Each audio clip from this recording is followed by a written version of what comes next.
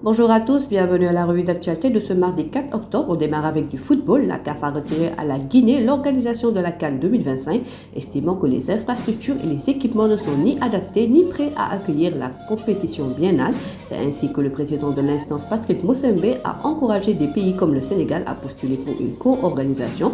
Une bonne option pour le Sénégal selon le directeur de la haute compétition, Souleymane Boun Daouda Diop.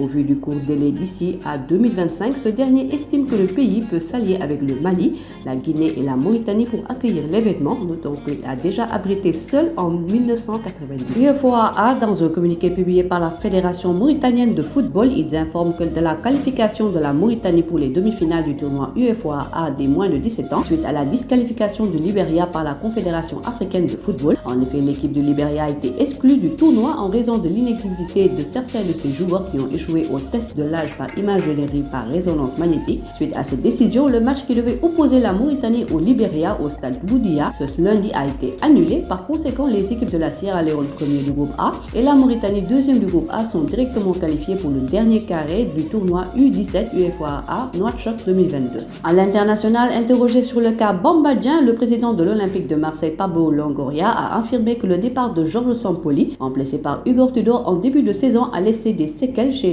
l'attaquant sénégalais. Ajouté à l'échec de son transfert, il a fallu se réadapter à ce changement à la tête de l'équipe marseillaise. Il a vécu un été très difficile. À chaque fois qu'il y a un changement, il faut s'adapter. Certains joueurs le font de suite, d'autres mettent plus de temps. Depuis que ce qui s'est passé le dernier jour du mercato, il s'est très bien entraîné. La conséquence naturelle, c'est qu'il a retrouvé du temps de jeu. Après, c'est au coach de prendre ses décisions. Mais cela veut bien dire que le travail au quotidien aux entraînements paye quand tu veux retrouver ta place dans l'équipe, explique le jeune président olympien. Tekball maintenant, le tournoi national qualificatif pour la Coupe du Monde de Tekball a eu lieu. Le club de Guédiawaye Diapo Tekball Club a remporté toutes les finales en single homme, double homme et mix homme. Diapo Tekball Club a tout raflé. ADCE, Jumenga et Ecoba Tekball n'ont pas réussi à évincer le double champion en titre en single et double. Comme en décembre passé à Gliwice, ma chère femme qui s'était arrêtée en 8e de finale au championnat du monde va encore représenter le Sénégal à ses joutes en simple. Suite à des problèmes d'obtention de visa, le Sénégal était forfait en double et n'avait pas encore entamé la compétition en mix. Pour l'édition 2022, il devrait compter sur les 4 représentants pour participer à 3 catégories. La prochaine édition est prévue du 23 au 27 novembre avec 5 titres mondiaux en titre, simple et double masculin et féminin et double mix. Organisé pour la première fois en Allemagne, les mondiaux de Tekball auront lieu dans la Kia Metropole Arena, une salle polyvalente parmi les plus modernes d'Allemagne. E-sport, le joueur professionnel de Guilty Gear Strive, Ismail Gueye, plus connu sous le nom de Verix 777, a participé ce week-end au plus prestigieux tournoi e-sport de jeux combat en Europe, ce Mix-Up qui s'était déroulé à Lyon du 1er au 2 octobre.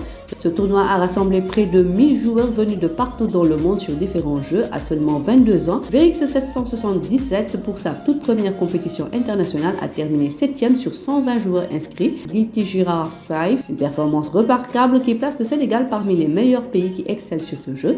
Pour rappel, l'Arcevo Tour 2022 rassemblera les 8 gagnants des 8 étapes de qualification qui iront compétir en 2023 en Californie pour les grandes finales afin de remporter une cagnotte globale de $100 000, environ 67 millions de francs CFA.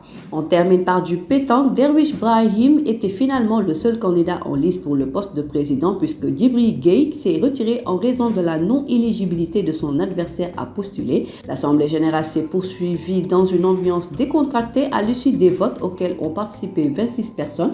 Derwish Brahim a été porté à la tête de l'instance fêtière des sports de boule du Sénégal en totalisant 22 voix sur 26 possibles. Mamadou Falilou Diop du Duc Pétanque Club et le président de la Boule d'Or de Tambacounda, Arfan Diop, ont été respectivement élus premier et deuxième vice-président. Concernant le poste de secrétaire général, Lahat Niang a été reconduit avec 23 voix. L'adjoint Abdourahmane Meng de la Boule amicale de Fatick était élu avec 21 voix. Malal Diop a atterri à la trésorerie générale avec 20 voix. Il a comme adjoint Aliou Fall. Avec les élections, l'équipe sortant a présenté un rapport financier qui a été approuvé par acclamation. Voilà, c'est tout pour aujourd'hui. L'actualité sportive continue sur nos plateformes digitales. Le site numéro 1 du sport au Sénégal, sport.com, est maintenant disponible en version application mobile sur iOS et Android. Retrouvez l'actualité du Sénégal pour tous les sports en direct sur votre téléphone: football, lambe, basket, sport de combat, athlétisme et bien d'autres disciplines. Toutes les statistiques des championnats sénégalais, les matchs, les résultats, les classements à suivre en direct sur votre application Busport.